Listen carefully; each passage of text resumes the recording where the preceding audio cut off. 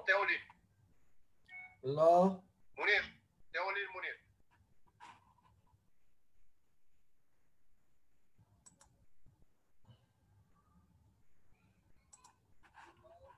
Oui, je t'entends. C'est bon, t'es au lit. C'est parfait. Merci. Voilà, je t'envoie un pouce, comme ça que c'est bon. Ok. Allez, Rabbi, bon courage, ciao, à bientôt. Merci. À tout à l'heure. Allez, ciao.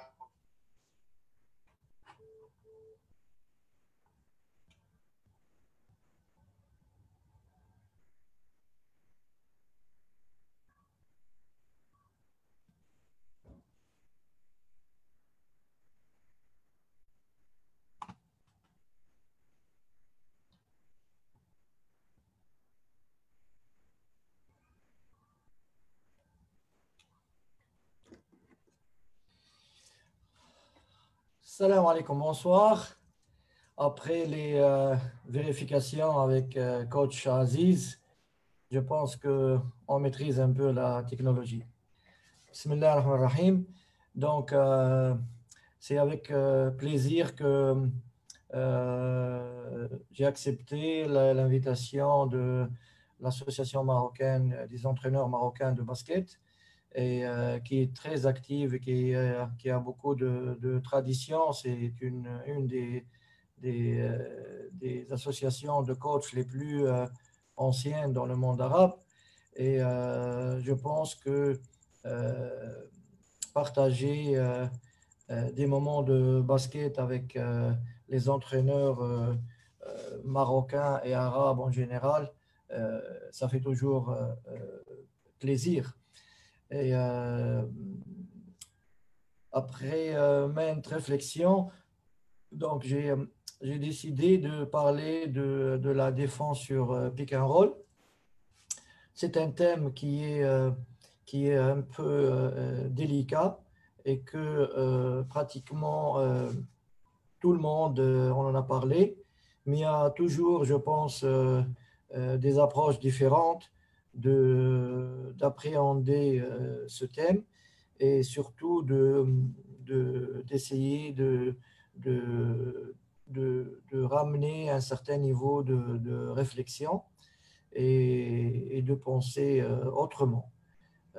Durant cette période de confinement à cause du Covid-19, je pense que le monde du basket et la communauté des entraîneurs est débordée de webinaires et de coaching cliniques online. Je pense que c'est une bonne chose, mais aussi il faut changer d'angle et penser autrement.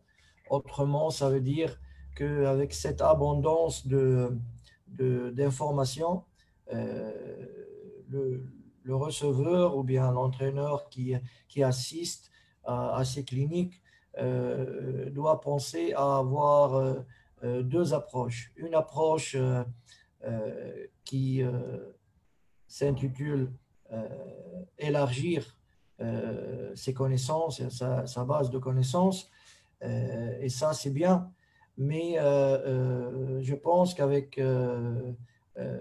la multiplicité des informations et des cliniques en un temps très réduit, le coach est bombardé de beaucoup d'informations, et ça, pour digérer tout ça, je pense qu'il faut beaucoup de temps et beaucoup d'organisation.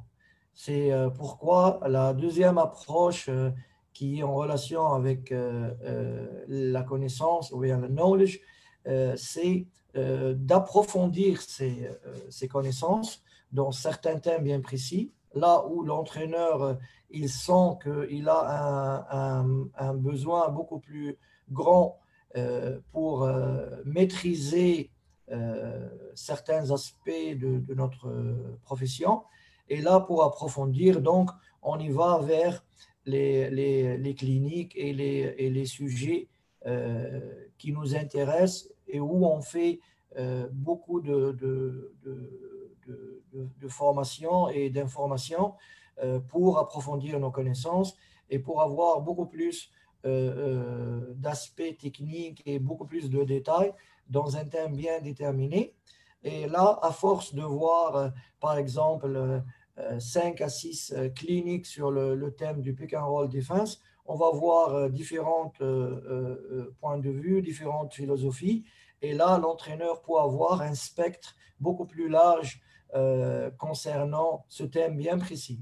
Et il peut faire de même. Un entraîneur de jeunes qui n'est pas intéressé beaucoup par la défense sur le pic et qui s'intéresse alors au développement et perfectionnement individuel des jeunes joueurs, eh ben, il s'oriente vers euh, ces thèmes-là beaucoup plus précisément, non pas pour avoir et élargir ses connaissances, mais surtout pour approfondir ses connaissances. Et je voulais aborder cette séance avec cette réflexion pour insister sur le fait que parler d'un thème bien précis, ça demande beaucoup de connaissances, beaucoup de détails et une approche et une vision claire. Vous, comme entraîneur, si vous ne maîtrisez pas votre sujet à propos d'un thème bien précis, eh ben, vous serez en difficulté de le faire enseigner. Pour cela, on va commencer avec une présentation qui va nous servir d'introduction pour nous comprendre. Et là, on va parler de concepts individuels et d'équipe concernant la défense pick and roll. Mais avant tout, comme point d'interrogation, alors, comme j'ai dit, c'est bien d'avoir beaucoup de connaissances. Knowledge is very important, mais it's not the only. When you have a lot of knowledge, you have doubts. Yani, quand vous avez beaucoup d'informations, vous aurez beaucoup de doutes. Et ça, c'est une phase normale parce que l'abondance des connaissances va créer des doutes et ces doutes-là vont perturber la philosophie de l'entraîneur ou bien son comportement fonctionnel et intellectuel.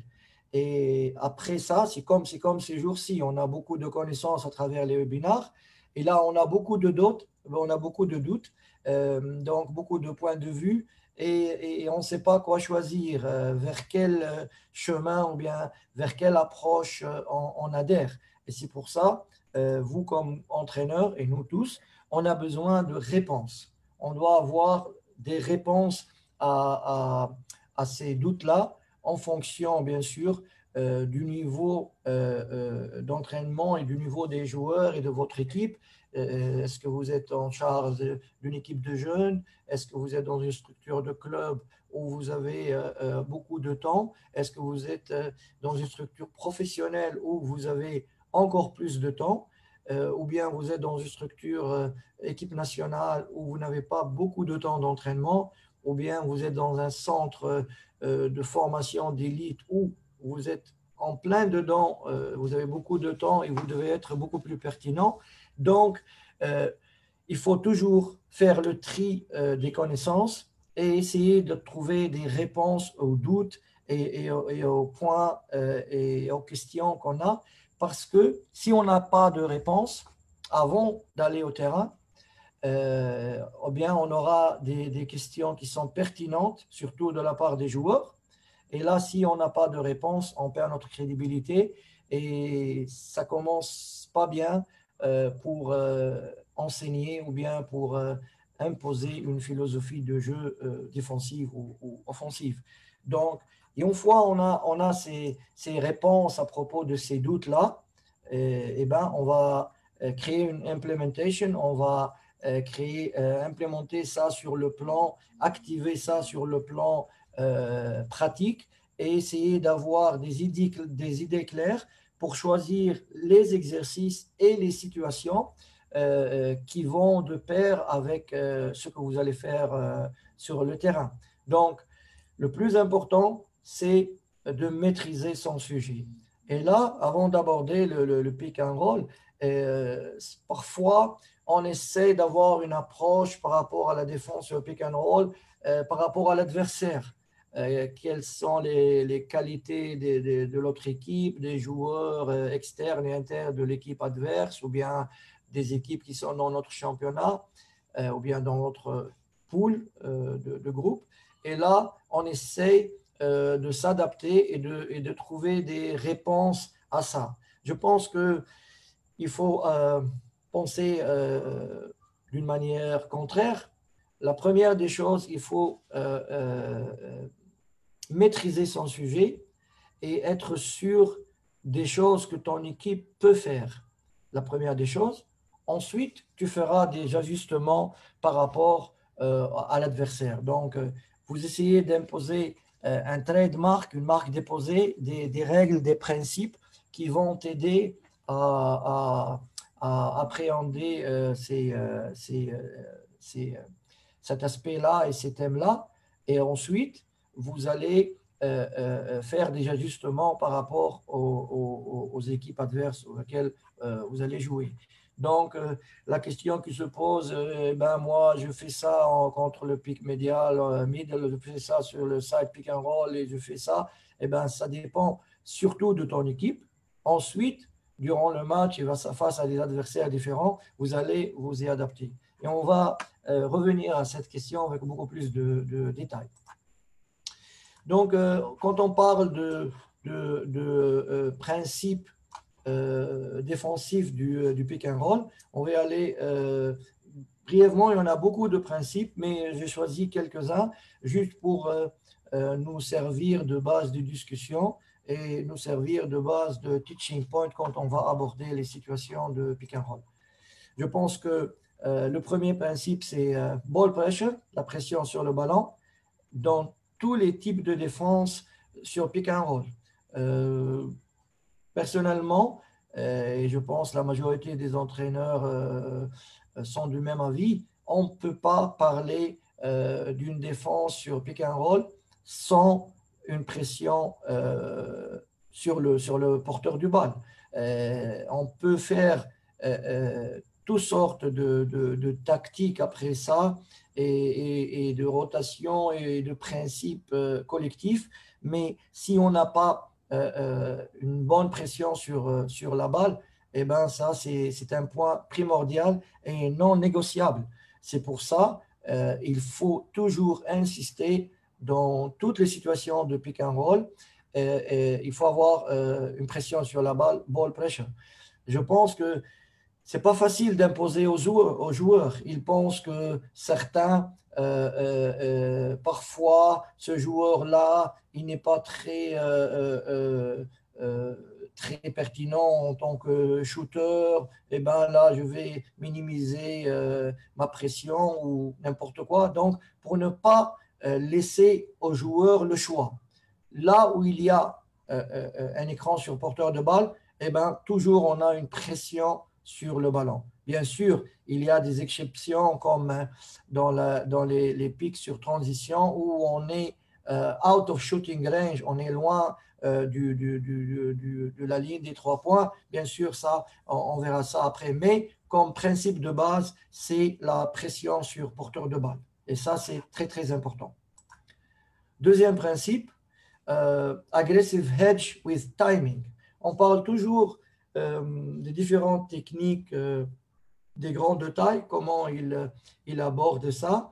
Et si on veut avoir une façon agressive de défendre sur le pic et qu'on opte, par exemple, j'ai pris l'exemple du hedge, le plus important dans cette agressivité, ce n'est pas l'agressivité mécanique avec les pieds, la main et les angles et tout ça. Je pense que le plus important en termes d'agressivité, c'est le timing.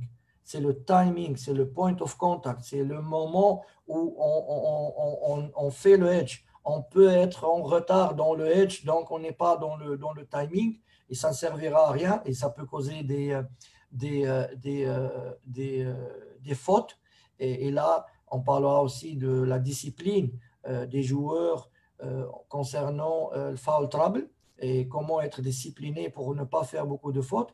Et on peut faire un edge en amont, très, très en avant et pas en time. Et là, ça peut créer un split et un fake screen du big guy. Donc, le timing du edge est beaucoup plus important que l'agressivité du edge. Un troisième principe, c'est to buy time. C'est d'acheter du temps, c'est de gagner du temps for the bigs on the edge. Généralement, quand on a une approche là où les grands joueurs de taille, ils font du edge et ensuite ils vont revenir vers leur attaquant, eh ben, les autres joueurs doivent gagner du temps pour que le joueur, il reprenne place, il reprend son joueur. Et aussi, le même joueur, le big qui a fait du edge, il essaye de gagner du temps en ayant les bras levés, high hands, pour ne pas favoriser des passes directes, mais beaucoup plus des passes lobées qui font gagner du temps en matière de l'organisation défensive qu'on veut faire. Et un dernier principe, c'est l'utilisation des feintes, use the fake. On peut avoir des fakes dans le hedge, les grands de taille qui font des fakes et qui rentrent, et aussi l'utilisation des fakes des autres joueurs qui ne sont pas impliqués directement dans le pick and roll. Et donc, tout cet aspect des principes, très brièvement. Bien sûr, il y en a d'autres, il y a beaucoup, on peut élaborer d'autres principes et parler de tous ces principes avec beaucoup plus de détails, mais j'ai choisi d'avoir 4 qui sont importants et qu'on peut retrouver dans tous les types de pick and roll coverage. Donc, la pression sur le ballon, le timing du hedge, acheter du temps, buying time dans le recovery et l'utilisation des feintes, et on est toujours mobile, toujours actif. Et là, ça donne un look, ça donne une image globale d'une équipe qui est prête à défendre, qui est agressive et qui sait ce qu'elle fait. Là, on rentre dans le vif du sujet. Et moi, je vais parler, généralement, quand on aborde les techniques de défense sur pick and roll. Et là, on parle des entraîneurs qui disent, moi, alors, je fais du hedge, moi, là, je fais du flat, je fais du drop.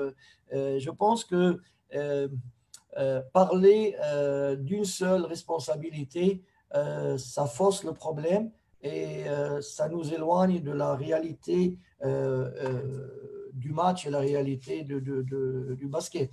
Donc, j'essaie d'avoir, à travers ce slide, de présenter une autre approche pour bien comprendre. Alors, avant tout, on va parler des duties du X1. X1, c'est le défenseur du joueur sur porteur de balle. Donc, c'est le défenseur qui garde le porteur de balle. Et là, j'ai élaboré quelques responsabilités que le small guy, voilà, le X1 qu'il peut faire. Alors, le joueur qui garde le porteur du ballon, il peut opter pour aller par-dessous l'écran, under.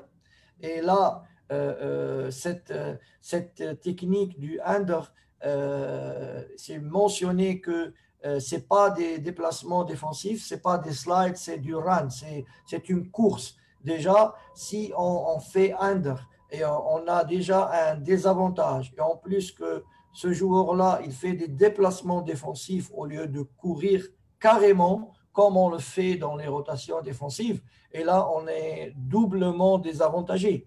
Et c'est pourquoi, même si on choisit de faire et d'opter pour aller par-dessous, under, donc le point technique le plus important, c'est non slide, pas de déplacement défensif, c'est une course pour rectifier ou bien ramener un peu l'avantage qu'a eu le défenseur, l'attaquant.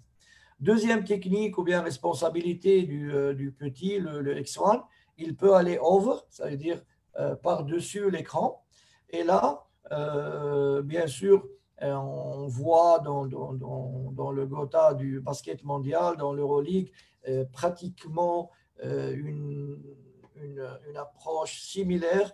Tous les petits, les X1, ils font les défenseurs sur le porteur de balle, ils vont en over.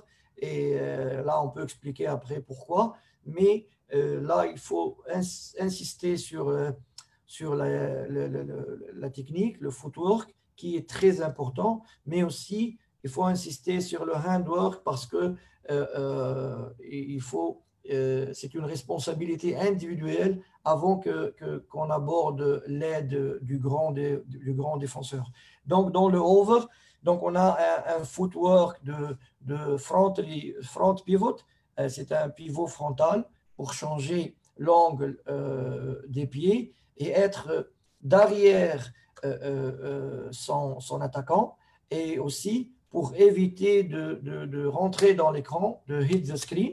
Et là, si on voit des joueurs qui rentrent dans l'écran avec la tête, eh ben, ça veut dire qu'ils ont un footwork, un jeu de jambes qui n'est pas favorable à défendre sur le pic. Et là, ça, on revient à la technique pour enseigner ça. Donc, c'est 3 actions, un pivot frontal pour éviter l'écran. Et ensuite, il faut trail, il faut suivre, follow, comme on fait dans les écrans sans ballon. Et quand ensuite on revient vers notre défenseur, on peut être sur le côté. Et si c'est un tireur, donc on a 2 techniques. On peut avoir two hands up, les 2 mains sur le shooting shoulder. Et là, pour éviter de faire des fautes, et toujours l'une des choses non négociables des entraîneurs, do not foul the shooter. Il ne faut pas faire des fautes sur un tireur, et surtout quand il sort du pic. Et là, donc, on fait apprendre aux joueurs la technique d'avoir 2 mains sur le shooting shoulder, ou bien on y va avec outside hand, la main externe, pour contester et tracer le tir. Et là, on laisse ça à la zone de confort et à la sensibilité des joueurs.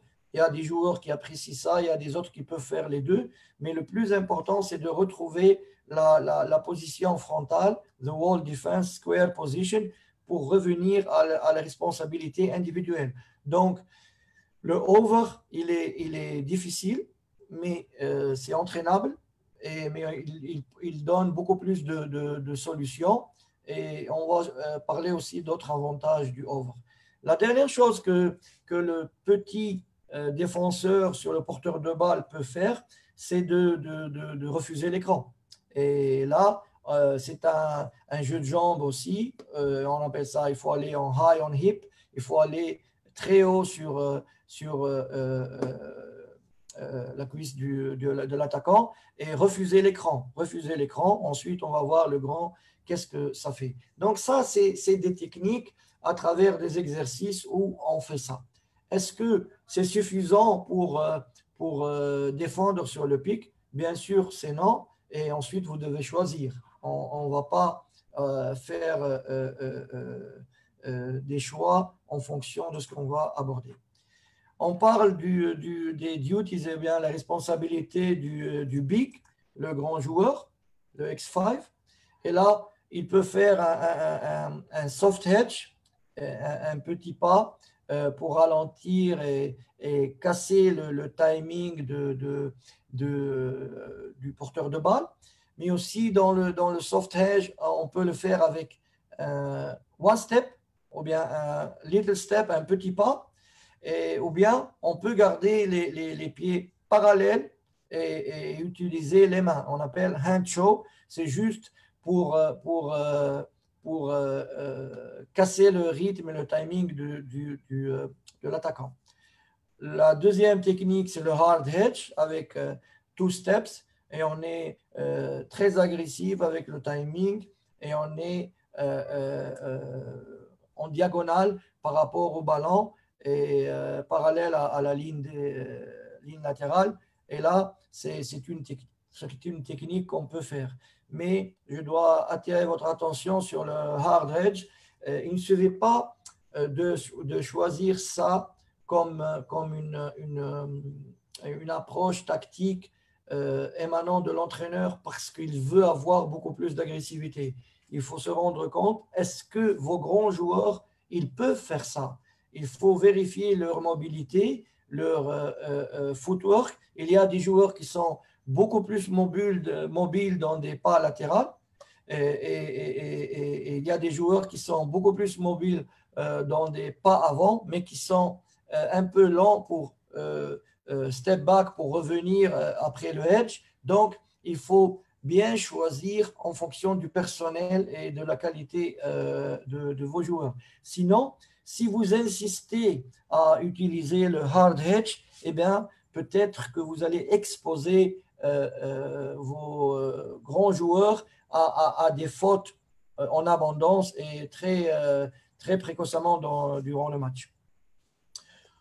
Troisième responsabilité technique, c'est que les grands de taille peuvent être dans un flat.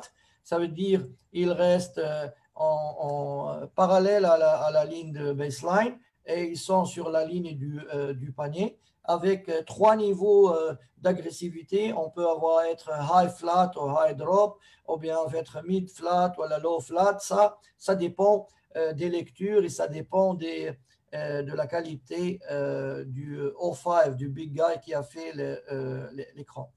Autre chose et technique utilisée, c'est que le X5, il peut faire un push ou bien un squeeze, il peut pousser son attaquant et pratiquement s'accoler et réduire l'espace pour favoriser aux joueurs petits X1 de passer under. Et là aussi, c'est une technique qui est utilisable. Autre chose que je veux mentionner, c'est le bump and delay. Le bump and delay, c'est de bumper et d'être en contact avec le porteur d'écran avant d'arriver au point de l'écran.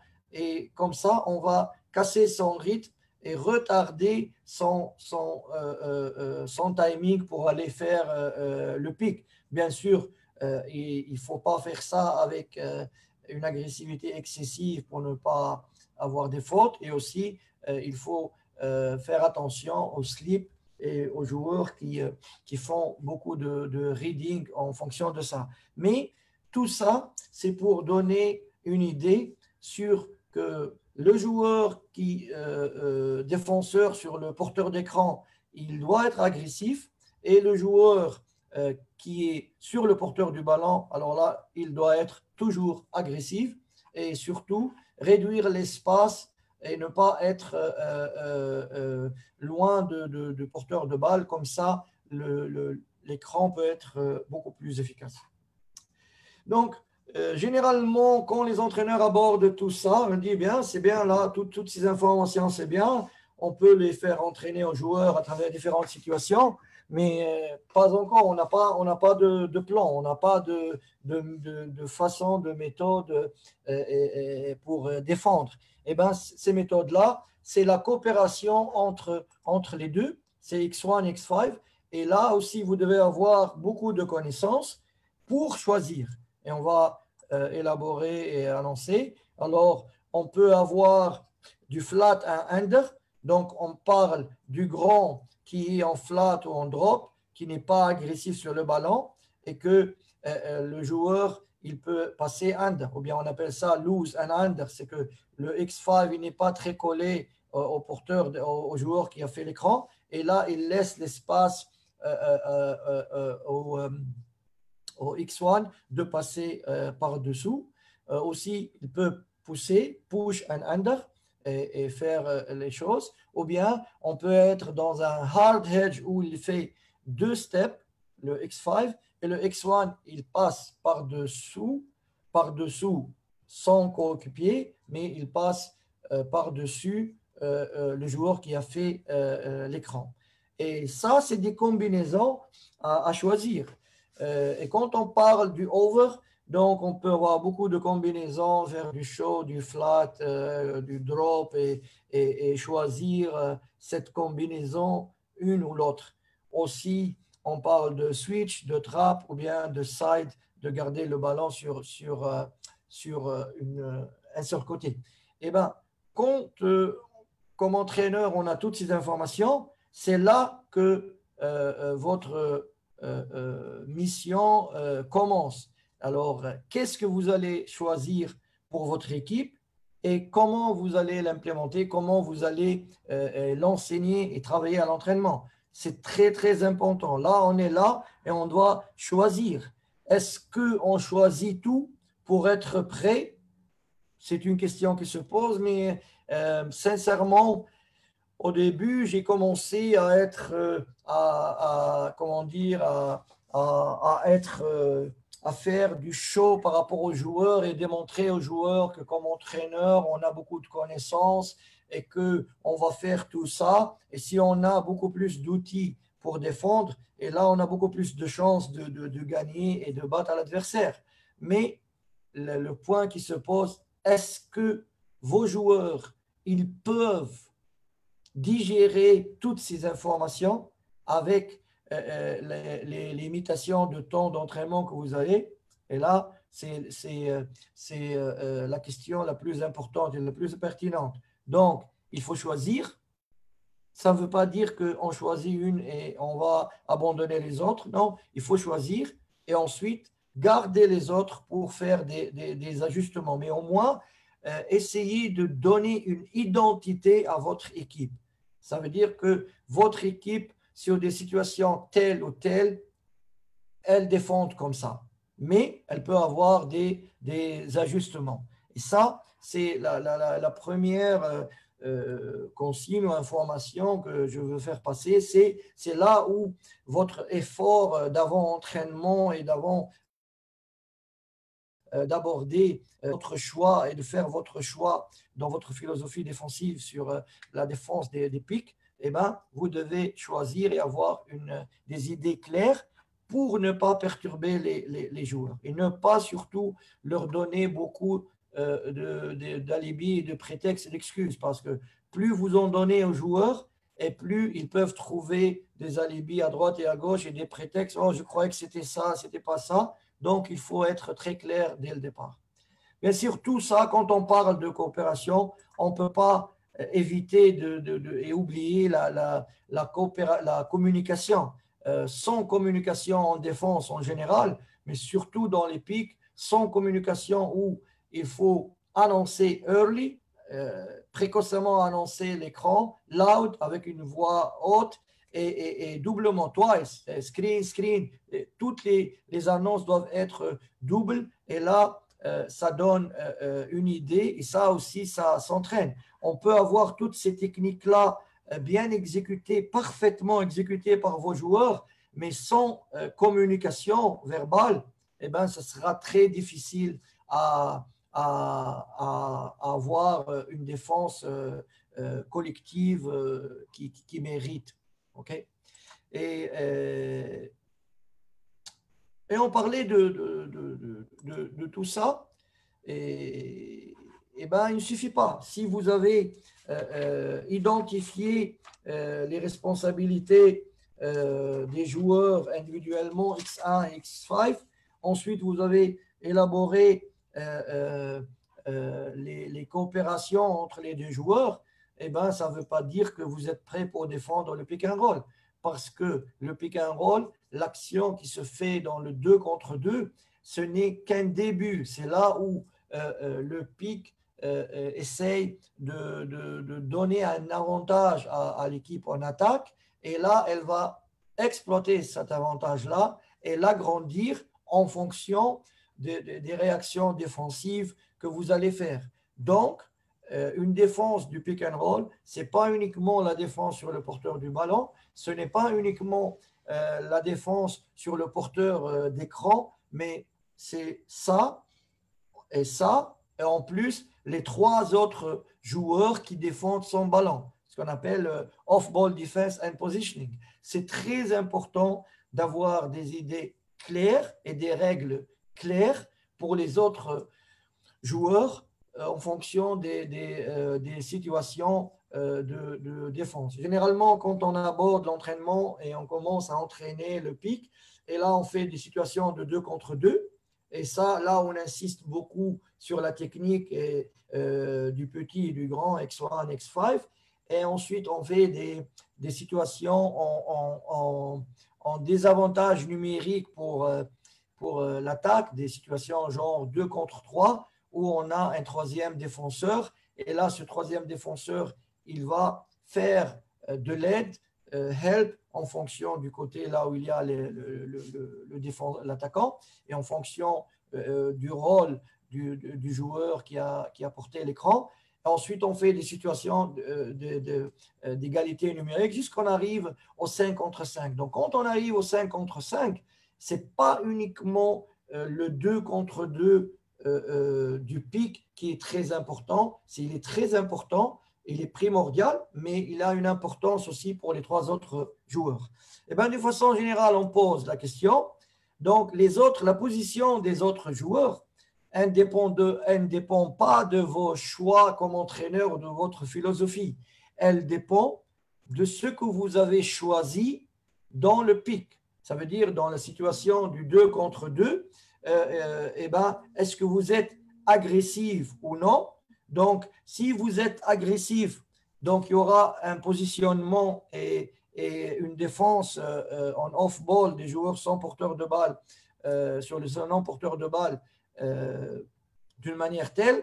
Et si vous êtes beaucoup plus soft et vous n'êtes pas agressif, ça sera autre chose. Et là, quand je parle de agressive, ça veut dire que si, par exemple, vous optez pour du hedge and over, là où le X5, il fait du hedge, et là, ce hedge-là va vous exposer à un rôle, et dans ce rôle-là, il faut que les autres joueurs, ils réagissent.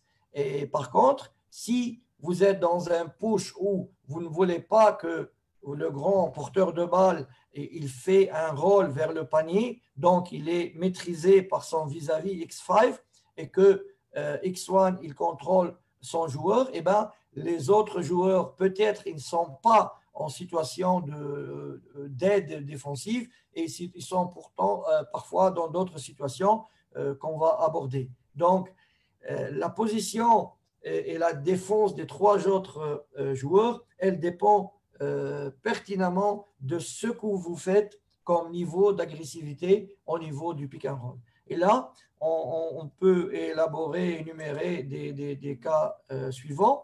On peut alors là, on peut avoir un deny first pass in vision, ça veut dire un principe où la première passe en vue après l'écran, c'est-à-dire le porteur de balle O1, quand il sort de l'écran et qu'il a la première passe en vue, est-ce que vous allez contester cette première passe, oui ou non? Et ça, c'est très important parce qu'il y a des entraîneurs qui ne veulent pas que le joueur catch and shoot. Ou bien, il y a des entraîneurs qui ne veulent pas que ce joueur-là, il peut faire une passe en triangle pour le roller, le gars qui a fait de l'écran. Ça dépend de votre philosophie et ça dépend de votre consistance, de la façon comment vous défendez à une passe dans votre défense normale. Donc, il y a des entraîneurs qui essayent d'imposer toujours un deny sur la première passe en vue. Il y a d'autres approches où on est beaucoup plus en open stance, on est dans une situation qu'on n'est pas en deny, full deny, on est dans une position ouverte avec beaucoup de feintes défensives. Et après la passe, le joueur, il fait un close-out avec une pression maximale pour éviter le catch and shoot ou bien éviter la passe à l'intérieur. Là aussi, c'est une autre approche pour les autres joueurs. Donc, vos joueurs, ils apprennent à jouer. Est-ce que vous allez imposer ça ou ça? Bien sûr, dans certaines circonstances, après avoir fait un choix par défaut, on peut aborder les deux choses quand on veut faire des ajustements par rapport à certains joueurs. Mais il faut être cohérent et consistant avec votre philosophie de base, comment vous défendez à une passe, à la défense à une passe. Ou bien avoir une autre option. Ça veut dire, il faut choisir.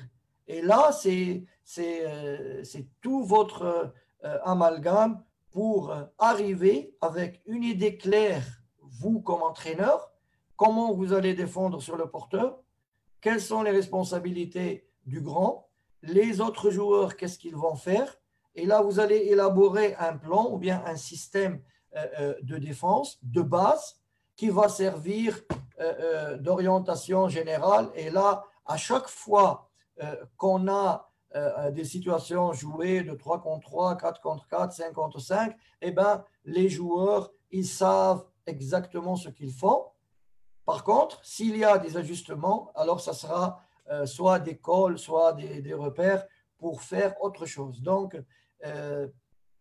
c'est là, je reviens au point de départ, d'approfondir vos connaissances. C'est bien d'avoir des idées sur toutes les façons de défendre le pic, mais à la fin, par rapport à votre personnel et par rapport à votre niveau de joueurs et d'équipe et de club, vous devez faire vos choix et arrêter votre defensive game plan ou bien votre préférence pour défendre le pic.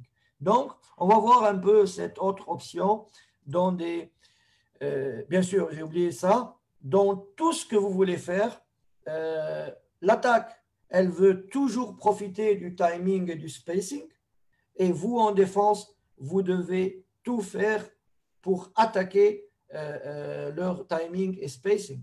Et là, quand on est agressif sur le ballon, c'est sûr qu'on attaque leur timing pour sortir de l'écran. Et quand on a des joueurs qui sont en contestation sur la première phase, passe, donc on va attaquer leur spacing. Mais bien sûr, chaque approche, ou bien chaque option que vous avez choisir, elle va laisser des zones d'ombre ou bien des zones faibles. Et là, c'est à vous de décider what to give up. Qu'est-ce que vous allez sacrifier? Est-ce que vous allez sacrifier des tirs à 3 points? Donc, vous ne serez pas très agressif. Ou bien, est-ce que vous allez sacrifier des lay-ups? Et là, donc, je fais tout pour minimiser les tirs à 3 points et je laisse des lay-ups. Ou bien, vous essayez de sacrifier le mid-range. Donc, vous êtes très agressif sur les lignes de 3 points. Vous êtes très agressif sur les rolls et les passes à l'intérieur, tout près du panier. Mais vous laissez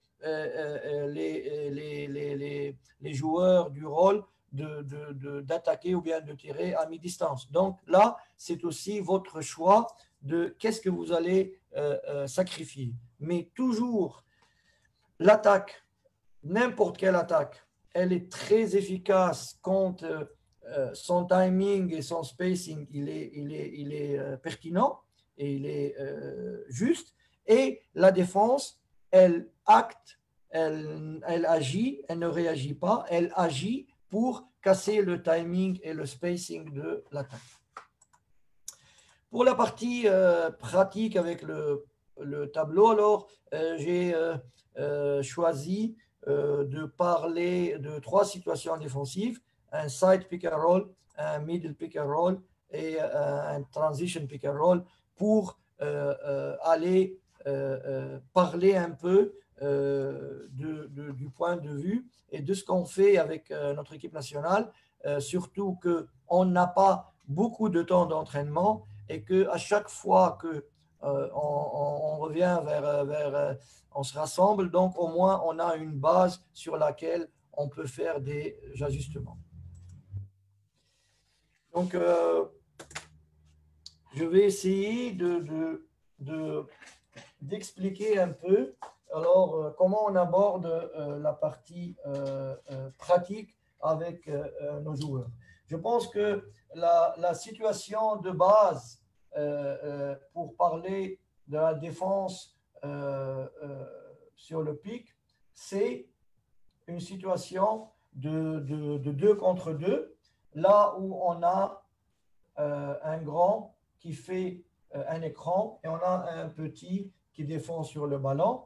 Bien sûr, les deux choses, et là quand on fait du 2 contre 2, on veut être sûr de 2 choses. C'est que X1, il change de côté. So, no open side. C'est la responsabilité du petit pour que l'attaquant n'attaque pas à l'opposé de l'écran. Et là, c'est un jeu de jambes qui est très important. Et si on essaye de faire apprendre ça, c'est très important, ça va nous donner une consistance de ce qu'on va faire après. Et là, c'est la responsabilité du petit, du X1. Et pour le X5, eh ben, indépendamment de ce qu'il fait, soit du hedge, ou bien il est flat, ou tout ce qu'il veut, ou du push, le plus important pour lui, c'est no split. Il ne laisse pas le 5 faire un split par rapport à 2. Donc, dans une situation de 2 contre 2, on fait ça et on essaie de tenir compte de ces deux concepts, no open side, no split. Je reviens vers le X1. Donc, alors là, on s'adapte un peu. Alors, on va illustrer ça comme ça. Donc, le X1, quand il a le ballon, il est en square parce que c'est la façon dont on défend. Donc, on défend wall.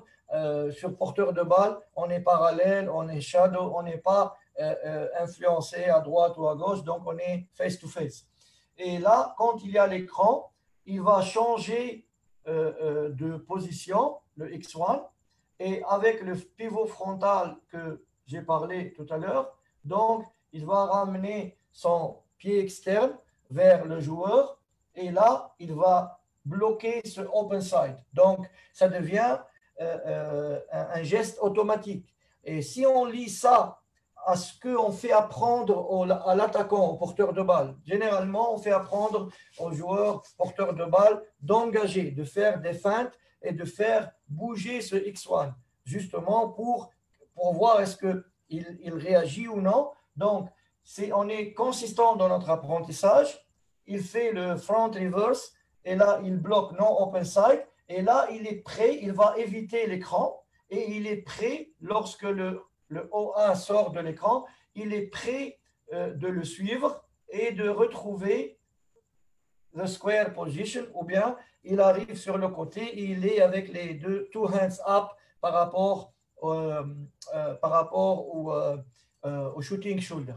Donc, ça, c'est une situation où on fait beaucoup d'apprentissage technique et on ne s'occupe pas du rôle là, on ne fait pas ça. Et généralement, comment on fait ça, c'est avec multiple repetition. Donc, on fait 3 fois ou 4 fois des écrans sur porteur de balle successivement. Et là, le joueur O1, il fait le jeu de jambes adéquat pour sortir et faire du over et retrouver. Ensuite, on finit par jouer. Donc ça, c'était la situation principale pour parler de ça. Ensuite, par rapport à la place du pick and roll, où est-ce qu'on a des pics? Area of pick. OK? Je ne vais pas parler des types d'écran parce que là, ça va prendre des heures. Mais là, généralement, on veut avoir une idée pour parler comme ça. Alors, ce qu'on a décidé de faire avec notre équipe nationale, c'est que à chaque fois qu'on a du side pick and roll à 45, des deux côtés, OK, on défend toujours de la même façon. Et cette façon-là, c'est over and hedge. OK? Donc, le petit, il est en over, ce qu'on a démontré, et le grand, il est en hedge. Donc, à chaque fois qu'on a une situation de side pick and roll, on défend toujours de la même façon, avec des exceptions qu'on va voir après. Donc, si on fait du 2 contre 2, on défend comme ça. Si on fait du 3 contre 3, sans parler, c'est-à-dire directement, là, on a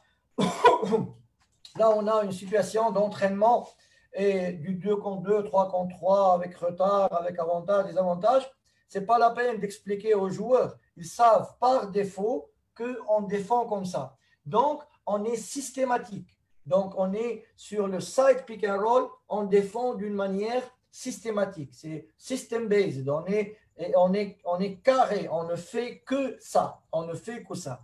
Bien sûr, pourquoi avoir choisi ça? Primo, parce qu'on est près d'une autre ligne qui est à notre défenseur. Dans le side pick and roll, le flair n'existe pas. Et que toujours quand on veut commencer un type de défense, et on commence par la chose la plus agressive. Donc, si on fait apprendre aux joueurs que le X1 n'est pas agressif sur le ballon, le X5 n'est pas agressif sur le hedge, donc ça sera difficile de mettre dans la tête cette agressivité défensive dans le pic. Et là, la pression sur ballon, elle est aussi un des points les plus importants de notre philosophie défensive. Donc, à chaque fois qu'on fait du hedge, à chaque fois qu'on a une situation de side pick and roll, on joue et on réagit de la façon suivante, over and hedge. Et là, les joueurs, ils mémorisent et ils savent. Ensuite, s'ils savent l'erreur ou bien ils sont en retard et que vous arrêtez le jeu, ils savent très bien de quoi il s'agit. Donc, et c'est de l'auto-entraînement mental pour qu'ils restent toujours dans cette structure-là. Bien sûr, ça c'est le systématique, le par défaut. L'ajustement, on va en parler après. Quand on parle de pick and roll central, middle pick and roll, et là, eh ben, on a décidé de annuler le hedge. Et là, c'est notre choix. Et on va être beaucoup plus en contain and over. Ça veut dire que le petit, il est toujours en over, là, le systématique. Donc, nos joueurs extérieurs, ils n'ont plus d'excuses. Là, je fais under, dans l'autre cas, je fais over. Non, maintenant, on a décidé. On fait toujours over, sauf si on demande un ajustement. Donc, les joueurs, à force de faire du over à droite et à gauche, et à force de faire des over dans l'entraînement, et c'est une qualité entraînable, donc, il faut imposer ça à tous les joueurs. Et si jamais ce petit défenseur, il rentre dans l'écran et hit the screen, ça veut dire qu'il est coupable.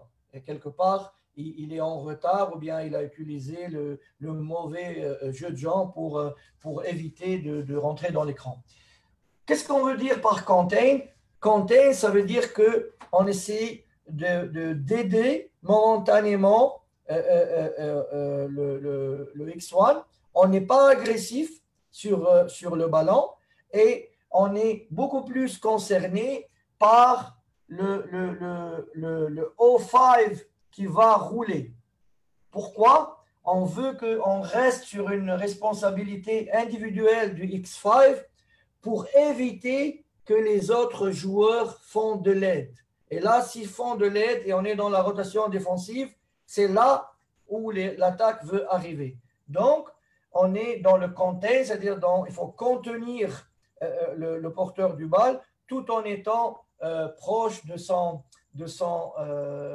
vis-à-vis qui fait l'écran. Je sais que ce n'est pas facile, mais si on fait le contraire,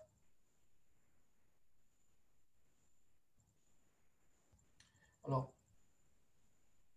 juste pour expliquer, alors si on fait le contraire, et là on a O5 qui fait l'écran et qui coupe, et on a X5 qui fait le hedge dans le pic central, et bien ici, on doit réagir. On doit y réagir. Et indépendamment de la qualité individuelle de ces joueurs O1 et O5, même un joueur moyen, ok, et surtout, ça dépend de ce que vous allez sacrifier. Par exemple, si on joue contre des équipes qui ont des tireurs de 3 points et on est beaucoup plus vers ces tireurs-là pour éviter de longues close-out et qu'on ne peut pas contrôler ça, parce que c'est le hedge qui a créé un avantage pour le roller, eh ben ça peut faire mal. Ça peut faire mal. Et pour s'ajuster durant le match, surtout avec la pression du moment, c'est très important. Donc, le hedge nous cause ça. Eh ben, on a décidé que sur les pics middle, on ne fait pas de hedge, on est beaucoup plus on est beaucoup plus dans le high flat ou bien mid flat ou bien low flat, ça dépend du niveau d'agressivité qu'on veut.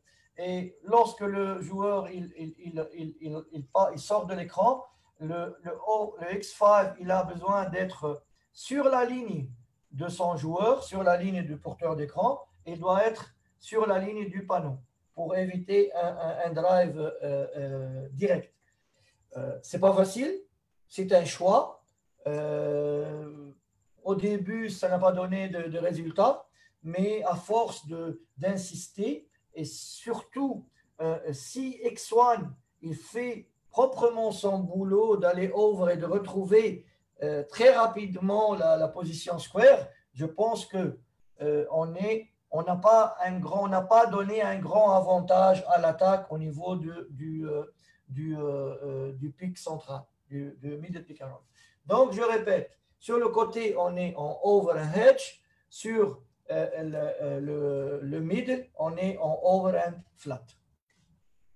Et là, à chaque fois qu'on joue du 3 contre 3, dès qu'on n'annonce pas comment on va défendre, et les joueurs savent, et lorsqu'ils reviennent après un stage ou bien après 2-3 mois, on fait un petit rappel et on travaille ça. Alors, pour la situation du side pick and roll, donc, je vais utiliser ça. Imaginons que cette situation, O3 qui a le ballon, et on va prendre cette situation où on a l'arrière qui est là, et on a un O2 qui est ici, et ensuite on a un O4 qui est là, et le grand qui va arriver et faire l'écran. OK? Donc, on va partager ça pour mieux comprendre. On va utiliser les joueurs aimants. Donc, on a le 1, on a le 2, on a le 3, et on a le 5 qui est là-bas. Alors, si le 3 elle est là, avec le ballon, et là, on a un écran du 5. OK. Donc, sur ce côté-là, on va faire 3 situations. Donc, cette première situation, on appelle ça empty corner. OK? Là, on a une situation de 3 de side pick and roll avec le coin qui est vide, empty corner en ball side.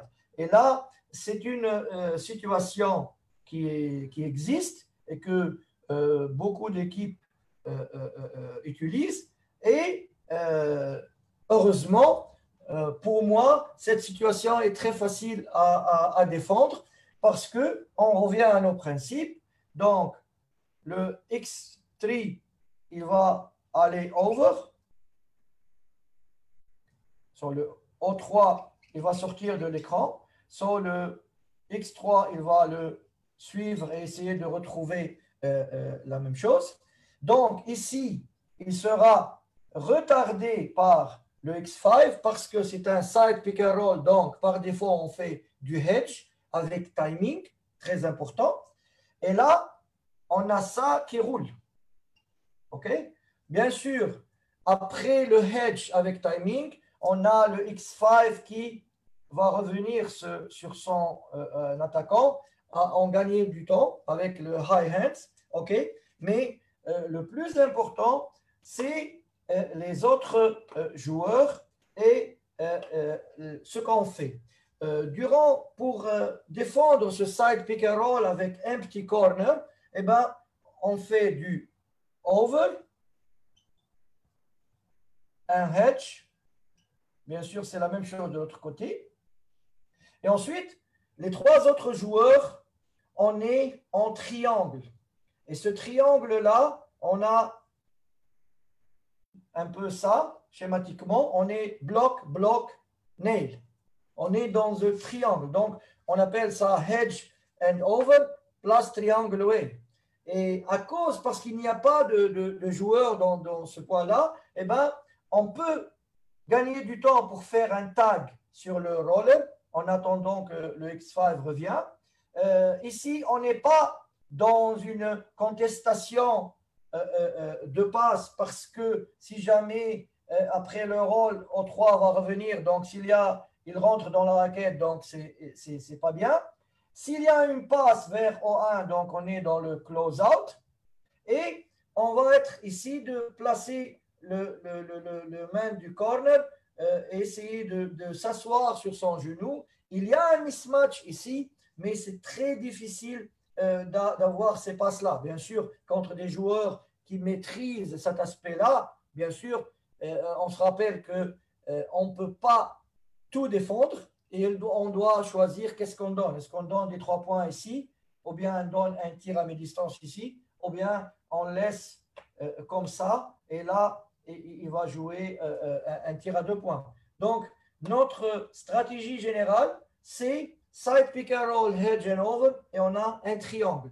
Et ce triangle, il est mobile avec des feintes, avec des places ici. On est dans les lignes de passe, on est un peu en triangle et on essaye de faire des close-out très agressifs lorsqu'il y a le ballon.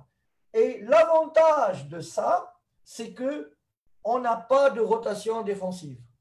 Donc, on veut minimiser les rotations défensives à 2 ou à 3.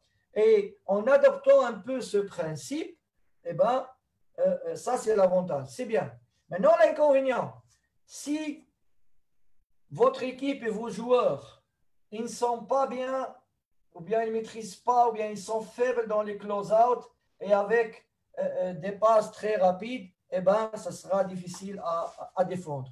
Donc, nous, on a choisi ça parce que c'est ce qu'on fait pour contenir les pénétrations sans écran. On est toujours sac defense et on est dans des close-out très agressifs. Si vous voulez défendre la première passe et avoir le paint qui est vide, eh ben, c'est votre choix. Ça dépend, comme j'ai dit, ça dépend de votre personnel, de la qualité de vos joueurs, mais l'information principale que je veux passer, c'est que nos idées sont claires et on passe aux joueurs des consignes individuelles et collectives qui sont claires et on fait ça par rapport aux situations que la majorité des équipes jouent. Donc, cette première situation, on peut inverser, eh ben, si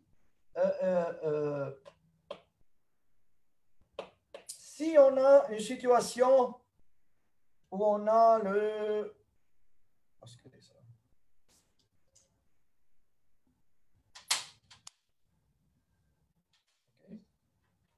Donc, c'est un 4 qui fait. Alors, on va revoir ça.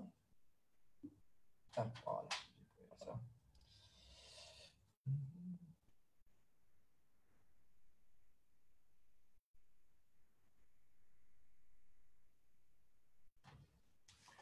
OK.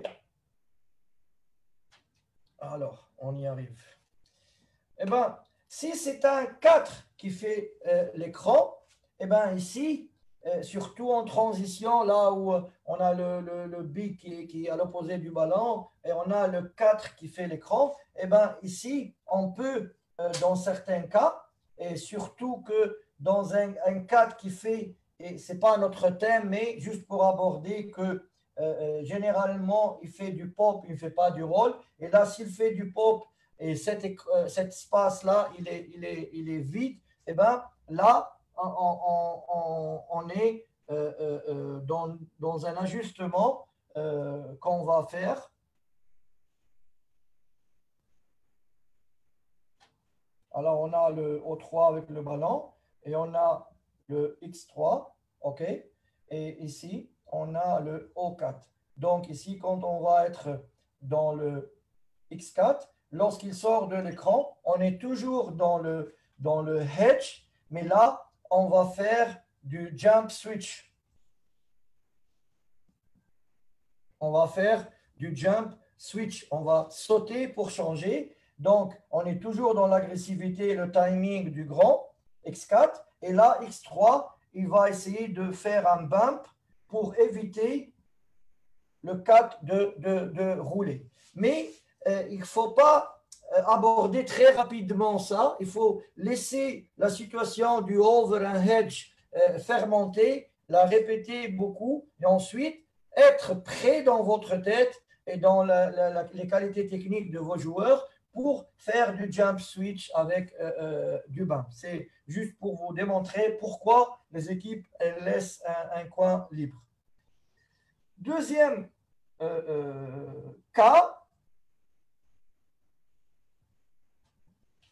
c'est que si on a une passe, et là, on est comme ça, et ben, ici, on a le O3 qui est avec le ballon et on a le X3. Et là, c'est un écran qui ne vient pas, qui est side pick and roll, mais le poseur d'écran, il ne vient pas de haut, il n'est pas above free throw line. Si le porteur d'écran, il vient d'en bas, il vient below the free throw line, ok?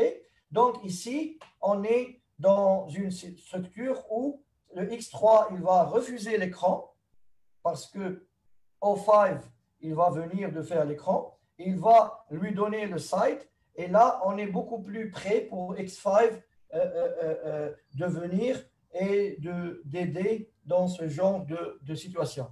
Donc ça, c'est un nouveau ajustement, le side, ou bien on appelle ça, il y a des entraîneurs qui appellent ça ice. Et là, généralement, quand l'écran il vient d'en bas, il vient below free throw line, donc automatiquement, on a un ajustement au niveau de la hanche du X3 pour empêcher d'aller au milieu. Il va l'orienter, il va refuser l'écran. Et là, ici, il va faire un écran frontal ou bien changer, ça, ce n'est pas notre thème, mais le X5, il est là. Et bien sûr, les autres joueurs, ils sont dans notre triangle. Et là, jusqu'à maintenant, on n'a pas de rotation. On n'a pas de rotation. On veut minimiser les rotations et garder les responsabilités individuelles des joueurs. Troisième situation.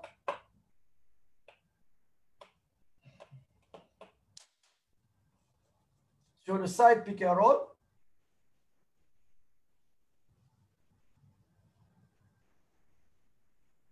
Ben, je répète qu'on est dans les situations pour défendre le rôle. Bien sûr, on va poser la question, eh ben, s'il fait un pop, qu'est-ce qu'on fait? Ça, c'est autre chose. Mais quand on a des idées bien claires, on peut trouver les options qu'on veut. Et là, si on a un tireur, c'est loaded corner, on est dans la même situation, on a le O3 avec le ballon et on a le X3, ok?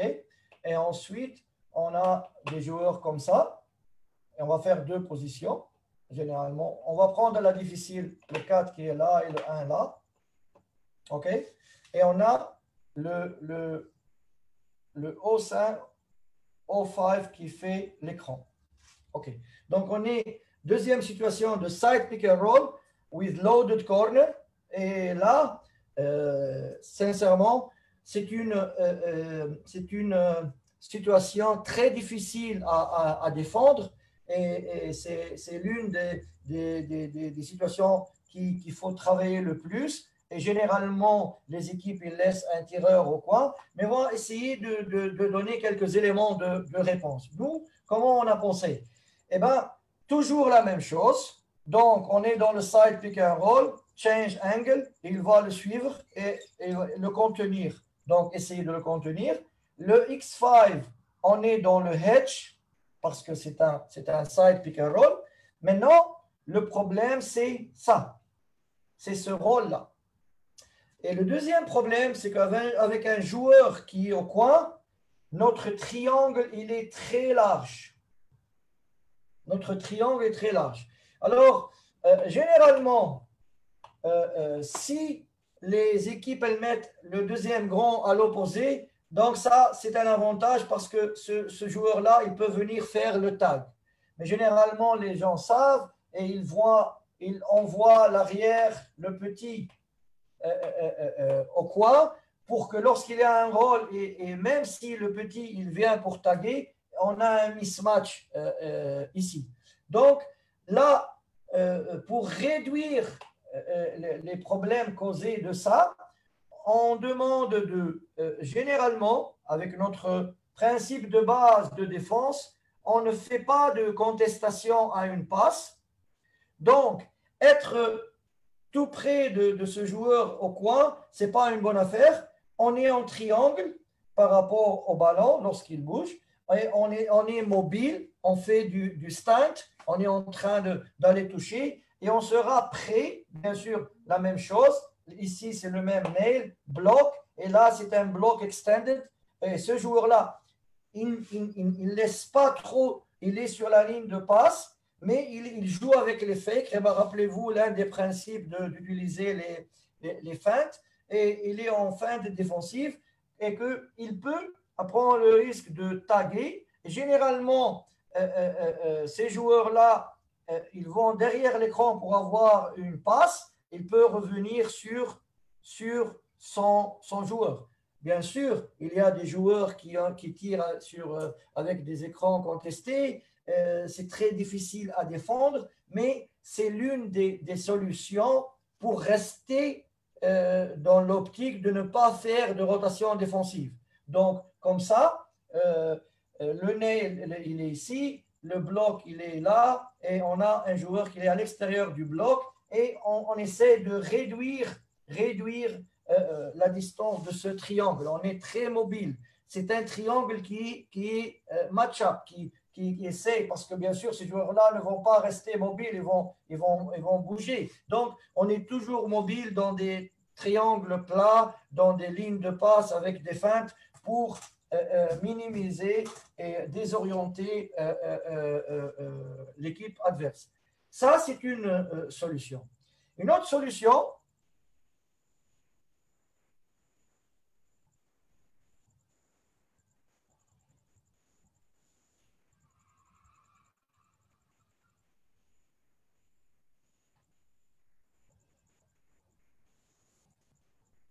donc on a le 3 ici, on a le X3, et ensuite on a un porteur d'écran qui est le 5. Et là, l'une des solutions, mais qui a des avantages aussi, c'est que là, le O3, on fait du side.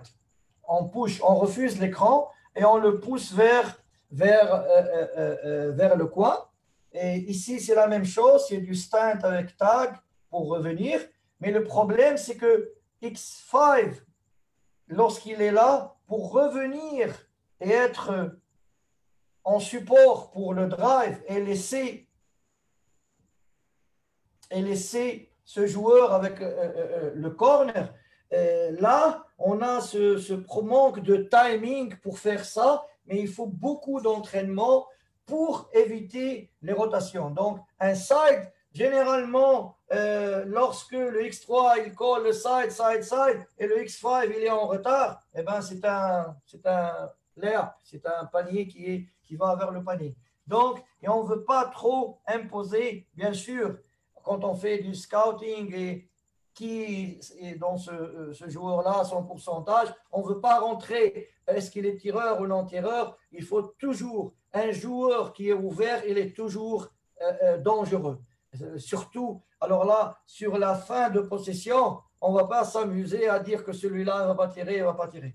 Donc, le side, ça peut être une autre façon de défendre ça, mais sincèrement, je pense que le problème du timing, il est très, très difficile. Ça, c'est notre approche pour ne pas faire de rotation.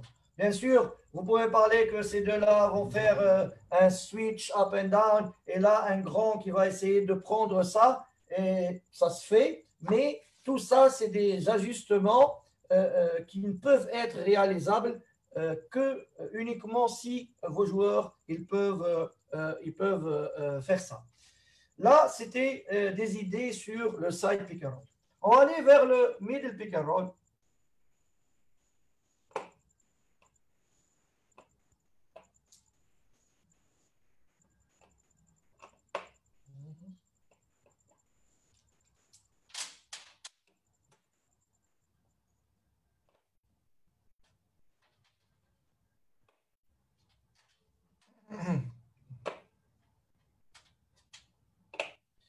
Alors,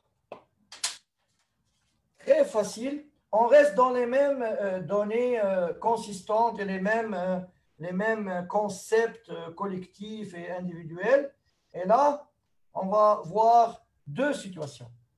Alors, la première situation, c'est le garde, le O1, qui a le ballon. Et là, on a X1. Ensuite, le O5 qui fait un écran. Et là, il va aller dans ce sens-là. Bien sûr, je rappelle qu'on est toujours dans le change angle et on est toujours dans le over. Donc, on est dans le over. Et là, si on fait le hedge, donc le roll, il a beaucoup d'espace, même si là, on va défendre comme ça, bien sûr. Et là, on va vers le joueur one side pick and roll. Donc, cette situation-là, on a one side. OK? Dans le one side pick and roll, lorsqu'on va vers ce joueur-là, eh bien, ce joueur, il est en triangle, on n'est pas en contestation, mais il fait des feintes, il n'aide pas. Et si on fait le hedge, donc le roll, il va créer des problèmes de rotation. S'il reçoit le ballon, il peut faire sortir les ballons et on a deux joueurs qui vont réagir. C'est pour ça que dans le middle, on joue flat. X5, il est sur le niveau de la ligne de l'écran. Il a une main sur la hanche du porteur d'écran.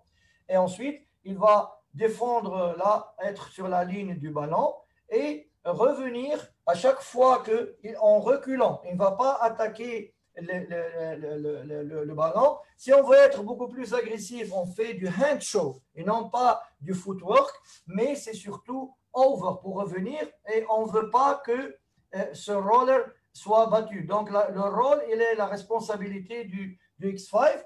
Bien sûr, on a le côté opposé et là, dans le middle pick and roll, on revient dans ce triangle où on n'a pas de rotation défensive. Dans one side pick and roll, ça veut dire que le joueur il va vers la ligne vers un seul joueur. Et bien, si le 1 il est en retard et que bien sûr celui-là il est toujours dans la ligne du ballon et dans la ligne de l'écran, et cette pénétration elle est un peu plus ou moins contrôlée. Mais si ce joueur-là, il va vers l'aide, ou bien ce joueur-là, il va vers haut, donc c'est là le point dangereux de ce one-side pick and roll. Donc ça, on est toujours dans les mêmes principes, avec, tout en gardant en mémoire qu'est-ce qu'on veut donner, qu'est-ce qu'on veut sacrifier, qu'est-ce qu'on ne veut pas sacrifier. Bien sûr, on ne veut pas sacrifier des 3 points et on ne veut pas sacrifier des layups. On veut sacrifier des tirs au milieu. Deuxième situation. Alors, O1 qui a le ballon, X1. Et là, on a O5, il fait l'écran de ce côté-là. Et on appelle ça two-side pick and roll. Two-side pick and roll. Eh bien, cette situation, elle est beaucoup plus facile à défendre parce qu'à l'opposé, on est en triangle et ce joueur-là qui est dans le triangle, on n'est pas en contestation, on est beaucoup plus proche du bloc. Et ben, ensuite, on a dans le middle, on a le X5 qui est en flat. Mais pourquoi cette situation, elle est beaucoup plus facile? Parce que généralement, on a ce principe-là. on a cette première ligne rouge. Bon, ça ne se voit pas, je vais les mettre en. On a cette première ligne rouge, et cette bleue, et on a cette deuxième ligne.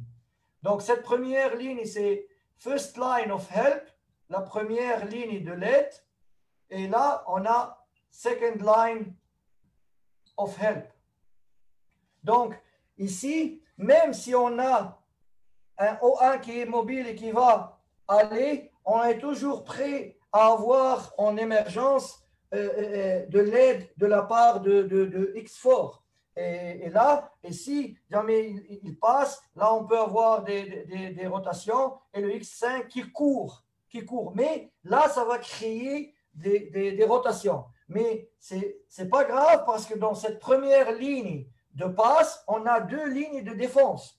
Donc, on est beaucoup plus agressif sur la première aide, juste aider et reprendre. Et si jamais il rentre, là, on a une deuxième aide de ce côté-là et on a une rotation qui se fait après. Ça veut dire, dans la première ligne de l'aide, on n'est pas dans la rotation, on est dans le help and recover. Mais si cette première ligne elle est brisée et que les joueurs ils peuvent casser ça, on est dans la deuxième ligne de l'aide. Et d'ailleurs, il faut garder en mémoire que les bonnes équipes défensives, toujours, elles essaient d'orienter l'écran, le pic, vers le two-side man. Pourquoi? Parce qu'il y a deux lignes d'aide. Et en conséquence, les entraîneurs, les masterminds en attaque, comment ils ont réagi à ça? Donc, et là, on peut voir ces choses-là.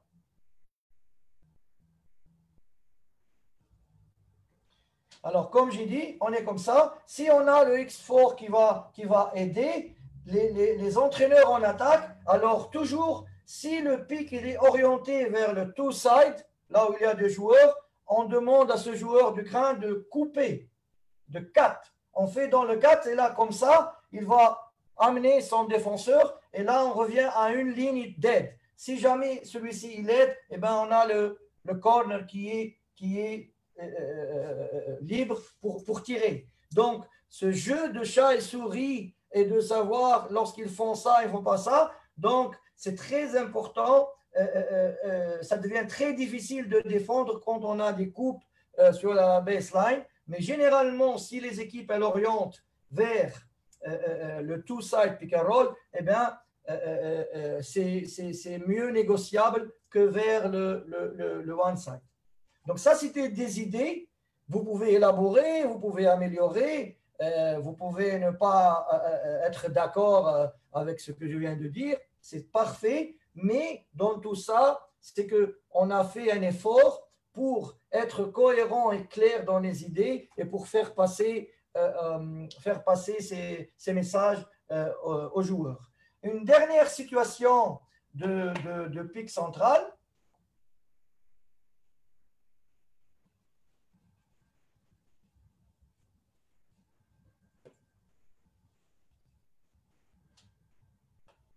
Alors, on a un OA qui a le ballon, on a le X1, on a le 5 et on a le X5. Mais ici, on va avoir... Hop, alors voilà. Ça arrive toutes les... heureusement que c'est vers la fin. On est comme ça, plus ou moins. C'est un middle pick and roll avec 3 joueurs flat. Middle pick and roll with 3 flat. Alors, avec 3 joueurs sur la ligne baseline, eh ben, le triangle n'existe plus. Donc, on ne peut pas rester dans notre approche d'avoir un triangle pour aider et faire tout ça. Donc, il faut être créatif, choisir qu'est-ce qu'on fait. J'ai décidé de ne pas parler de ça, juste de présenter cette situation pour terminer avec un point de curiosité et pour vous laisser penser. Et bien sûr, sur d'autres interventions, on peut revenir et discuter, ou bien sur les commentaires et les questions que vous pouvez poser ultérieurement, on peut parler. Mais ça, c'est des situations qui arrivent. Et là, il faut être créatif, être cohérent, non pas à chaque fois demander aux joueurs de faire quoi que ce soit, mais si vous avez une bonne base et de bons principes individuels et concepts individuels et collectifs sur la défense du pic, plus ou moins, vous avez beaucoup plus de chances de réussir, tout en gardant dans la tête que la défense sur pick and roll, qui ne dure que 3 à 5 secondes, mais vous voyez le volume de travail et de connaissances et de tout ce qu'on veut pour arriver à défendre cette action de 3-5 secondes où on a un petit avantage qui peut s'agrandir. Et avec l'idée d'être clair et les choses qu'on fait par défaut et de minimiser les tâches des joueurs pour que faire le minimum avec beaucoup d'efficacité. Ça, c'est l'approche qu'on a décidé. Et bien sûr, quand on est dans du playoff ou bien dans des tournois, eh ben, on va s'ajuster avec les situations des joueurs. Ces situations, elles sont faciles, mais maintenant, les entraîneurs innovent en attaque et ils essayent de faire des decoys, des actions préliminaires, un down screen, un pin down, un hand-off, ensuite des choses qui précèdent le pic. Et là, ça devient difficile parce qu'on est dans le retard défensif. Et là, c'est un thème qu'on peut aborder ultérieurement. Donc, j'espère que j'ai mis des balises et quelques points clairs et donné un exemple pratique de ce qu'on fait avec nos joueurs et de comment on s'est organisé et on a fait le tri des connaissances pour implémenter et améliorer les situations pratiques sur le terrain et de dissiper les doutes qu'on a sur la façon de comment aborder la défense sur le pick and roll et surtout d'avoir des réponses à ces doutes-là et des réponses aux questions éventuelles que les joueurs peuvent poser. Merci de votre suivi, de votre patience, de votre temps. J'espère que vous allez trouver des éléments concrets. Si vous avez trouvé au moins un élément concret qui peut vous être utile, eh ben, you make my day. Et à la fin, je remercie l'Association des entraîneurs marocains de basket et j'espère, je vous souhaite toute la réussite du monde. Merci.